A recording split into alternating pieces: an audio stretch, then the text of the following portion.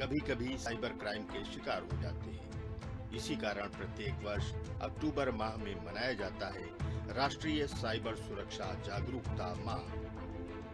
Cyber crime से बचने के लिए ध्यान रखें, सोशल मीडिया अकाउंट और मेल आईडी स्वयं बनाएं, पासवर्ड कठिन बनाएं और किसी से शेयर न करें, प्राइवेसी सेटिंग एक्टिवेट रखें और अपडेट करते रहें। साइबर स्पेस में उन्हें ही मित्र बनाएं जिन्हें आप जानते हैं।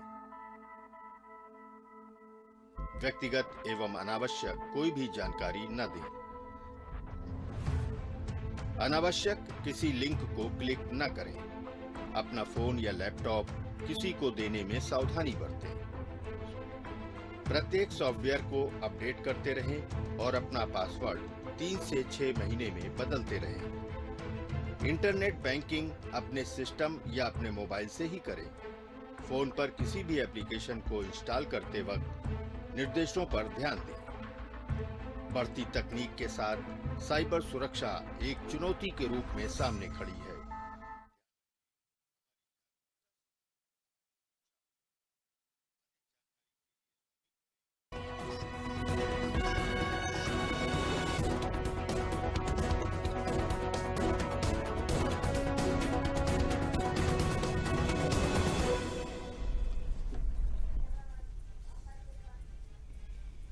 नमस्कार, समाचार एकांश का खास कार्यक्रम चर्चा में आप सभी का स्वागत है। आपके साथ मैं हूं हिमांशु सोनकर। बिहार में आम चुनाव को लेकर माहौल गर्म है, तो वहीं उत्तर प्रदेश में भी राज्यसभा की 10 सीटों पर हो रहे चुनाव को लेकर राजनीति गर्म हो गई है। कहा जाता है कि अगर किसी को राजनीति का का खा गा सीखना हो तो यूपी बिहार से राजनीति में करियर की शुरुआत करे।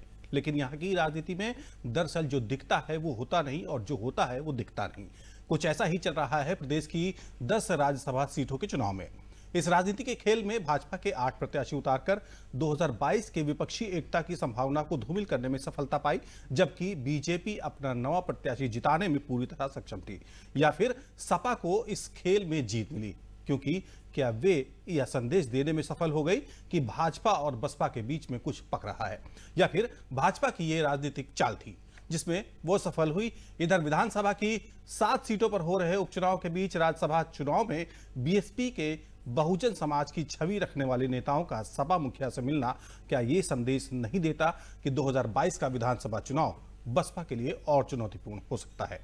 आज इसी पर करेंगे चर्चा, और इसी चर्चा में हिस्सा लेने के लिए हमारे साथ मौजूद हैं 2 खास मेहमान।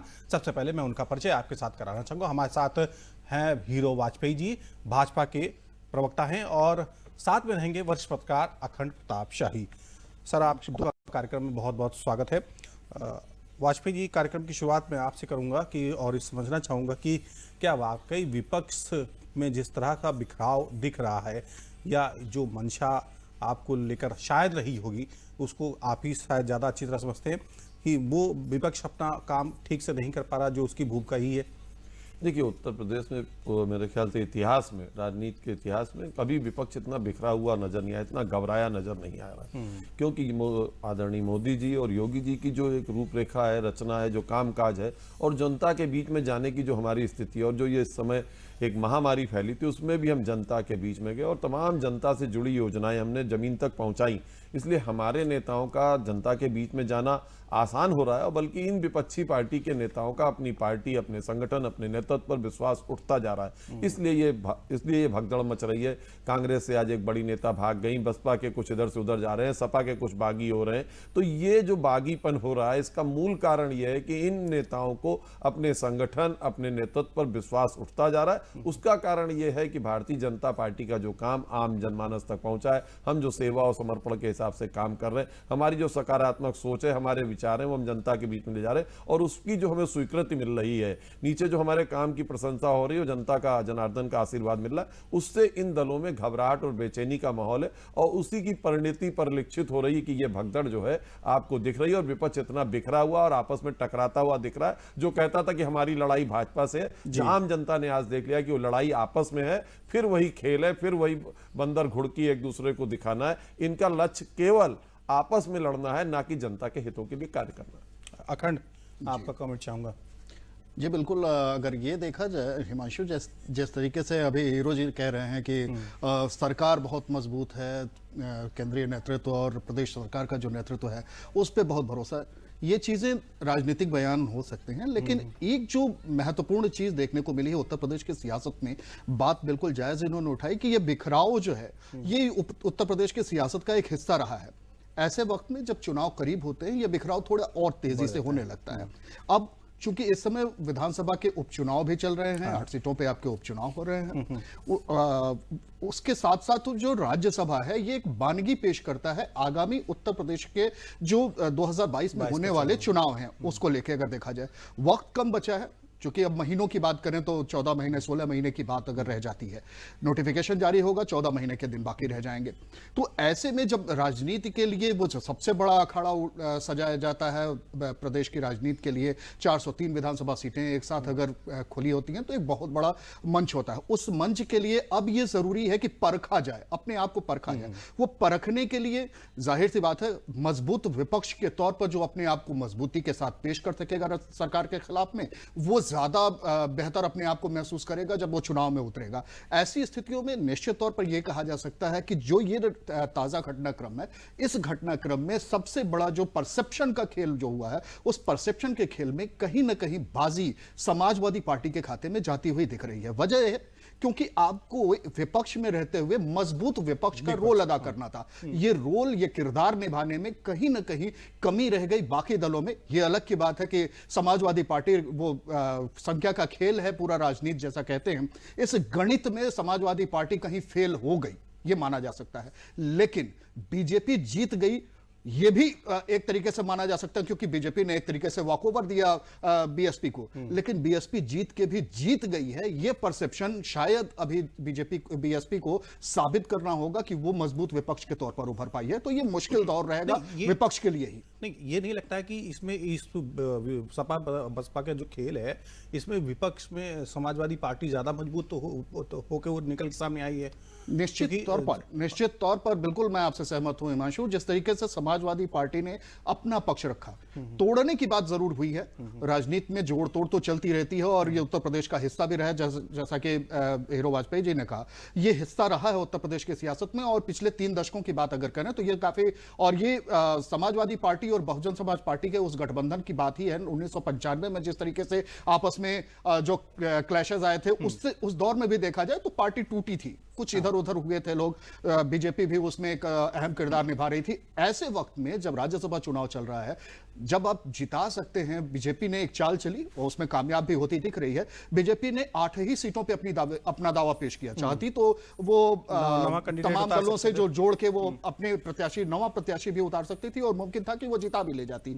लेकिन बीजेपी ने एक दांव चला कि वो सिर्फ 8 ही सीटों पर अपनी दावेदारी पेश करेगी और एक सीट वो छोड़ेगी। ये सीट छोड़ने के बाद आगामी जो विधानसभा चुनाव है उसके मद्देनजर बनते हुए समीकरण की तरफ भी एक इशारा हो सकते हैं। मुमकिन है जिस तरीके से आज बयान आया है मायावती जी का कि समाजवादी पार्टी के कैंडिडेट को हराने के लिए, हालांकि उन्होंने जिक्र एमएलसी चुनाव का किया है, लेकिन उन्होंने ये इशारा तो कर ही दिया कि समाजवादी पार्टी के को हराने के लिए वो किसी को भी वोट दे सकती है और बीजेपी का सीधे तौर पे उन्होंने नाम लिया है। तो ये एक इशारा है आने वाले वक्त में एक नए समीकरण के बनने की ओर कहा जाए। ठीक है वाजपेयी जी, एक जैसा कि अखंड कह रहे हैं कि जो 2022 की रणनीति है उस पर एक भाजपा ने एक तरह से अपना काम किया, अपनी एक रणनीति तैयार की, तो क्या ये मान के चला जाए कि जो बसपा का कैंडिडेट था, आपने 8 कैंडिडेट उतारे, 9 आप उतार सकते थे, उस स्थिति में थे, लेकिन आपने ना उतार करके क्या उसके पीछे सिर्फ यही मंशा थी कि एक दलित राज्यसभा पहुंचे या फिर और इसके पीछे कोई?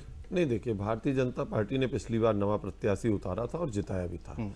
इस बार आप देख रहे थे कि एक तो उपचुनाव चल रहे हैं, दूसरे क्या है कि हमारी संख्या पहले के अनुपात में कम है क्योंकि उपचुनाव हो रहे हैं 7 जगह, जिसमें 6 जगह हमारे प्रत्याशी थे तो 6 विधायक उस तरह से कम भी थे भाजपा के। तो हमने मनी पावर, मसल पावर का उपयोग ना हो इसलिए हमने नवा प्रत्याशी नहीं उतारा था। और नवा प्रत्याशी संख्या बल के आधार पे तो बसपा के पास भी नहीं थी शक्ति कि वो अपना जिता सकती, और किसी के पास शक्ति नहीं थी कि सीधे सीधे पूरे वोट किसी भी दल के पास नहीं थे कि वो अपना नवा जिता सके। बसपा ने अपना नामांकन किया था और उसके बाद सपा ने भी कुछ जोड़ तोड़ जुगाड़ से और फर्जी तरीके से भी अपना एक नामांकन कराया। तो ये मुझे लगता है उनकी मूल लड़ाई है जो बरसों से चलती चली आई, उसी की एक रूपरेखा सामने आपको दिखी और जनता ये देख रही कि ये विपक्ष बिखरा हुआ है, एक दूसरे को नीचा दिखाने की राजनीति हो रही है। और मुझे लगता है अखिलेश यादव पिछले चुनाव से बहुत बौखलाए हैं। पहले उन्होंने कहा था 2 युवाओं का साथ है, उस बार हाथ और हैंडल साइकिल दोनों टूट गए और इस बार साइकिल पर हाथी चढ़ गया, हाथी दुगना हो गया, साइकिल आधी हो गई। तो इन सब चीजों से जो ये लड़ाइयां हैं मुखर होती गई। बीजेपी की एक प्रचंड बहुमत की सरकार योगी आदित्यनाथ के नेतृत्व में चल रही है और वो जनता के बीच में जा रही है, जनता के कार्य कर रही, जनता का विश्वास है। हमारे पास एक ऐसा ईमानदार मुख्यमंत्री जो 24/7 काम करता है, नो सिटिंग और नो सेटिंग वाला मुख्यमंत्री है। कोई ये जिम्मेदारी से नहीं कह सकता, कोई ये दावा नहीं कर सकता कि हम आपकी उनसे सिटिंग करा देंगे, हम आपकी उनसे सिटिंग। एक निष्पक्ष मुख्यमंत्री, और मुख्यमंत्री होता है पूरे प्रदेश का। हम 23 करोड़ जनता का मुख्यमंत्री है, सबका साथ, सबका विकास और सबके विश्वास के लिए कार्य कर रहे हैं और मुझे लगता है उसी की परिणति है कि जनता का विश्वास हम में। और आज फिर एक बार यह साबित हो गया जनता के सामने राज्यसभा चुनाव के नाते कि देखिए विपक्ष बिखरा हुआ है, विपक्ष में बिखराव है, विपक्ष के लोगों का अपने ही नेतृत्व नीतियों पर, अपने जो शासक है उन पर विश्वास नहीं है और ये परिवारवादी पार्टियां किसी एक मुखिया के द्वारा जो चल रही है उनसे लोग घबराते हैं, इधर से उधर भागते हैं, बागी होते हैं, टूटते हैं। कांग्रेस में भी विघटन हो रहा है, सपा में भी विघटन हो रहा है और बसपा में भी विघटन हो रहा है। ठीक है, यानी कि एक 2022 को जिस तरह से हम देखें चुनाव, ये एक बीजेपी की रणनीतिक चाल समझी जाए या इसको उस तरह से देखा जाए? निश्चित तौर पर वो परसेप्शन का खेल है। राजनीति को अगर देखा जाए तो परसेप्शन इसमें बनते और बिगड़ते हैं। जैसे जैसे परसेप्शन बनता जाता है उसके हक में एक हवा सी खड़ी की जाती है। विपक्ष, सरकार और पार्टियां अपने अपने तरीके से काम करती हैं। सरकार के लिए चूंकि सत्ताधारी पार्टी है बीजेपी, तो बीजेपी अपने तरीके से, और बाकी सारी चीजों की बात अगर कर लें तो बीजेपी कहीं ना कहीं एज पे तो रहती ही है। ऐसे वक्त में जब आप इस बात से बिल्कुल सहमत हुआ जा सकता है कि उत्तर प्रदेश में जिस तरीके से प्रचंड बहुमत के साथ बीजेपी आई और अभी भी जिस तरीके से 2019 का चुनाव गुजरा, दोनों गठबंधन के बावजूद बीजेपी ने बड़ी जीत हासिल की, ऐसी जीत हासिल की जिसके बारे में उम्मीद नहीं की जा रही थी। विपक्ष खुद भी ये मान के चल रहा था कि इस बार तो बीजेपी को दहाई के अंक तक पहुंचने भी नहीं देना, ऐसे भी पूरा विपक्ष का दावा था। लेकिन इन सारी दावेदारी के बीच में जनता जो सोचती है वो परसेप्शन के आधार पर सोचती है। जनता ने जो चुना वो जनता का अपना परसेप्शन था। इस बार जो परसेप्शन बन रहा है वो परसेप्शन इस बात का बनेगा कि अब विपक्ष के तौर पर कौन सी पार्टी ज्यादा बेहतर काम कर गई। ऐसे वक्त में अब परसेप्शन, चूंकि समाजवादी पार्टी और कांग्रेस दोनों ही अपने अपने तरीके से चुनाव मैदान में अपने अपने तरीके से उपचुनावों की बात अगर करें तो वो लड़ाई लड़ रही हैं। बीएसपी खुद भी इस चुनाव मैदान में है, उपचुनावों की बात अगर करते हैं। लेकिन ऐसे वक्त में जब ये हॉर्स ट्रेडिंग हो सकती थी जिसकी उम्मीद की जा रही है, जैसा कि हीरो वाजपेयी जी कह रहे हैं कि हम उस हॉर्स ट्रेडिंग में नहीं आना चाह रहे थे, हमारे पास संख्या बल कम था, 7 सीटों पे हम चुनाव लड़ रहे हैं और किसी भी पार्टी के पास नहीं था, तो हमने एक तरीके से अपने 8 ही सीटों पे फोकस किया। इन 8 सीटों पे फोकस करने का मतलब सिर्फ इतना नहीं था। राजनीति में वो बातें जो कही जाती हैं, अक्सर ये जुमला उछाला जाता है कि जो बातें कही जाती हैं वो सिर्फ बातें उतनी नहीं होती हैं, बातें जो नहीं कही जाती हैं उसके अर्थ ज्यादा गौड़ होते हैं। तो ये जो गूढ़ अर्थ निकल रहे हैं राजनीति में न कहे जाने के, जो बीजेपी के 8 ही सीटों पे अपने दावे पेश करने के, और एक तरीके से हिडन एजेंडे के तहत उन्होंने जिस तरीके से मायावती जी को या बीएसपी को जिस तरीके से स्पेस दिया, वॉकओवर दिया, वो वॉकओवर आने वाले 2022 के चुनावों के मद्देनजर अगर कहा जाए तो एक परसेप्शन बनाने का काम करेगा। और अब ज्यादा मुश्किल राह और होगी विपक्ष की, क्योंकि अब विपक्ष को ही आपस में लड़ते हुए यह साबित करना है कि वो मजबूत विपक्ष के तौर पर सरकार के खिलाफ सबसे ज्यादा ताकतवर तरीके से अपनी बात उठाने में कामयाब रहा है। और यही परसेप्शन बीजेपी यहां पे कामयाब होती दिख रही है। जो संदेश देना चाहती थी वो संदेश वो निकाल देगी। तो आपको क्या लगता है कि 2022 में कौन सबसे बड़ा विपक्ष के तौर पर निकलकर सामने आएगा, जिसकी सीधी लड़ाई भाजपा से होगी? हालांकि जो बसपा के कैंडिडेट्स हैं जो कल सपा मुखिया से मिलने गए, उनका ये कहना है कि हमारी लड़ाई सीधे भाजपा से है, इसलिए उन्होंने अपने जो नेतृत्व है उससे असहमति जताई। तो ये लगता है कि क्या वाकई सपा बनाम भाजपा होने वाला है 2022? अभी आज का जो परसेप्शन है, जिस तरीके से माहौल बदला है, चाहे ये भले ही इन विधायकों को निलंबित कर दिया गया हो बहुजन समाज पार्टी की तरफ से, लेकिन ये 7 विधायक ये मैसेज देने में कामयाब रहे कि अभी परसेप्शन किसके साथ जा रहा है। अभी जनता कैसा विपक्ष चाहती हो, तो जनता जिस विपक्ष को चाहती है उसकी तरफ एक, हालांकि ये चुने हुए लोग हैं, मुमकिन है कि इनके सीटों की अपनी स्थिति अच्छी ना हो, अपनी स्थिति खराब हो सकती है। राजनीतिक क्षेत्र अलग अलग क्षेत्र हैं, अलग अलग सीटों का अलग अलग समीकरण है, उन सारे समीकरण प्रकरणों को भी ध्यान में रख के कोई एमएलए इस तरीके के स्टेप उठाते हैं। लेकिन इन सारी चीजों के बीच में इतना अभी ये कहा जा सकता है कि जो समाजवादी पार्टी ने जिस तरीके से दावे पेश किए, जिस तरीके से तोड़ने की बात की, अपनी पार्टी को जिताने की कवायद की, इस कवायद में जिस तरीके से उन्होंने सेंधमारी की है बहुजन समाज पार्टी में, उस खेमे में सेंधमारी से सीधे सीधे फायदा कहीं ना कहीं, भले ही उनका कैंडिडेट ना जीता हो, वो जो एक और सीट पे दावेदारी थी उनकी,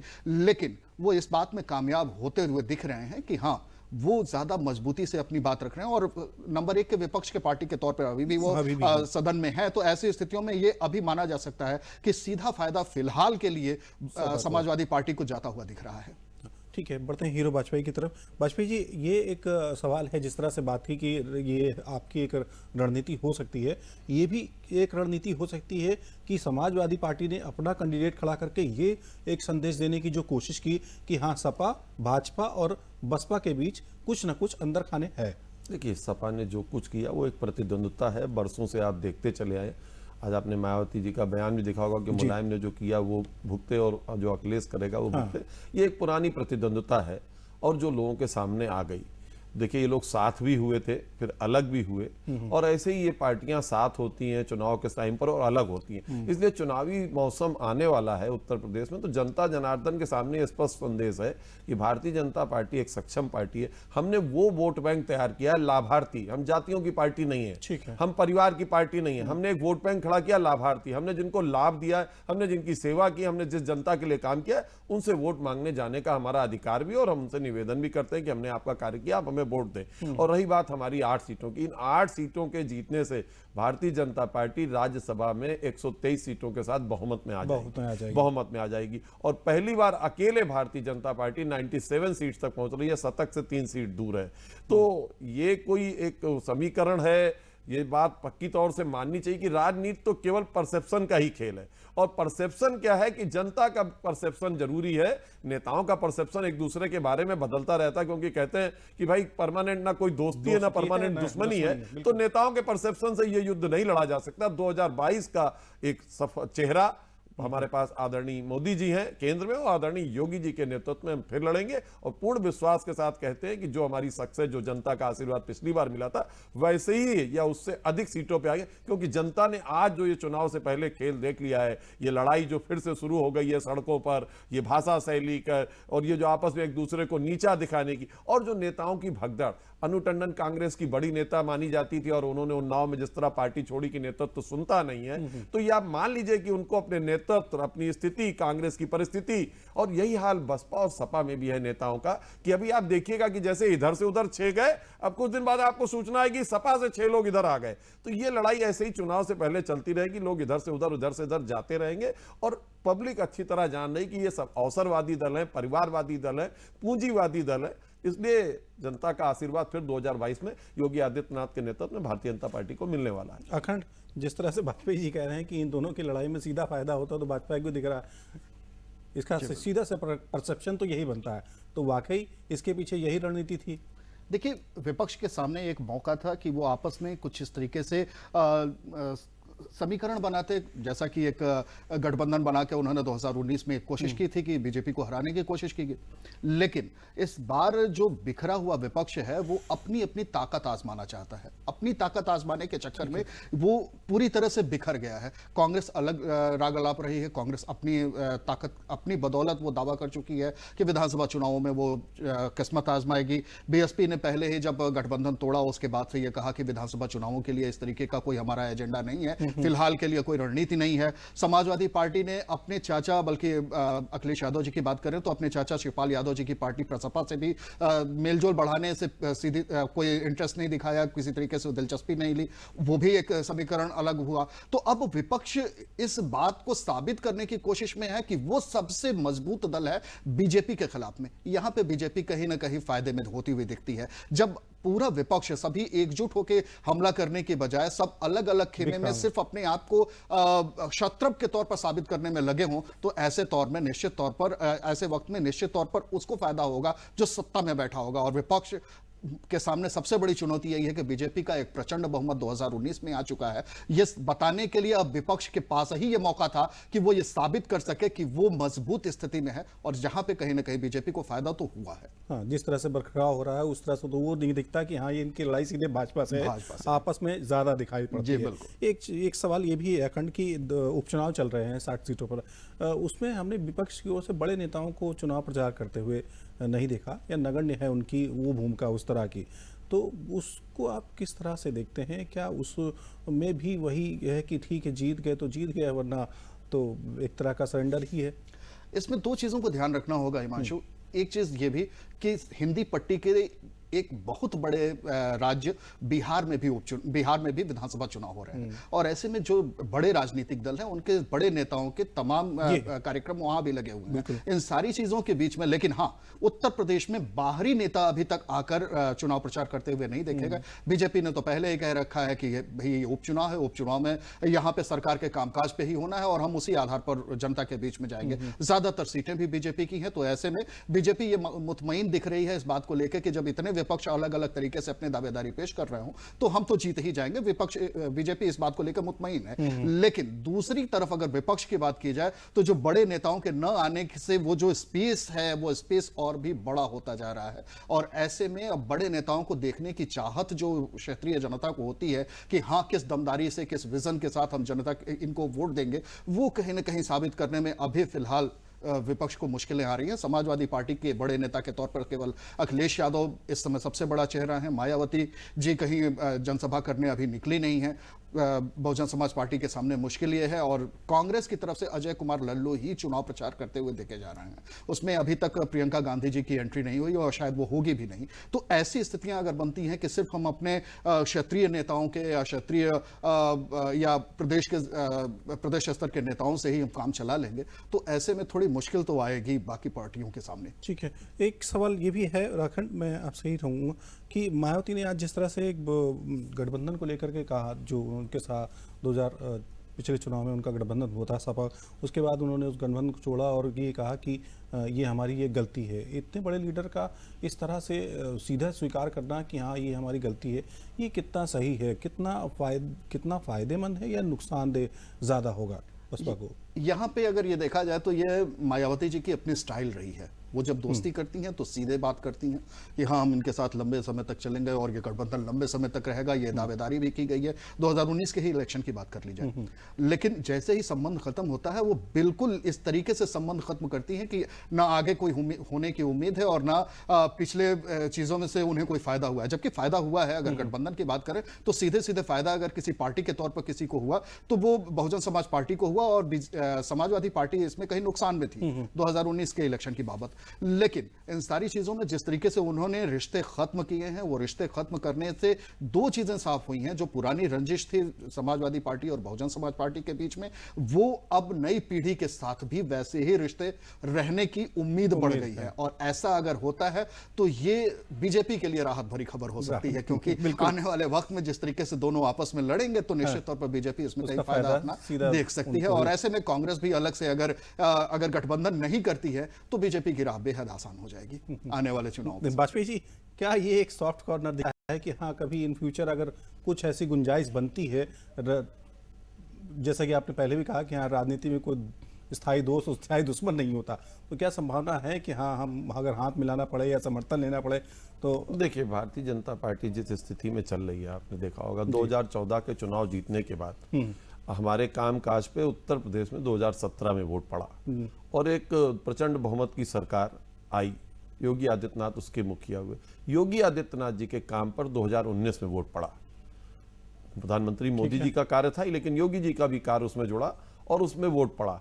और फिर जो लोग कहते थे कि दाही नहीं पहुंचने देंगे, फिर उत्तर प्रदेश की संख्या ने आदरणीय प्रधानमंत्री मोदी जी को फिर से वहां पर सत्ता में, दिल्ली की सत्ता में काबिज किया और जनसेवक की भूमिका निभाई उन्होंने। और मुझे लगता है कि 2022 के चुनाव में ये जोड़ी प्रधानमंत्री मोदी की और यहाँ मुख्यमंत्री योगी की फिर एक प्रचंड बहुमत की लाएगी। रही बात आप जो तमाम चीजें तलाशते हैं और हम लोगों की चर्चाएं होती है, तो राजनीति को माना ही जाता है संभावनाओं का खेल है ये, और इस पर कोई भी संभावना इस डिबेट डिबेट में की जा सकती है कि ऐसा होगा, ऐसा हो सकता है, ऐसा हो सकता है, लेकिन मुझे नहीं लगता। भारतीय जनता पार्टी अपने दम से फिर 325 सीटों से 350 सीटों के बीच में आने वाली है।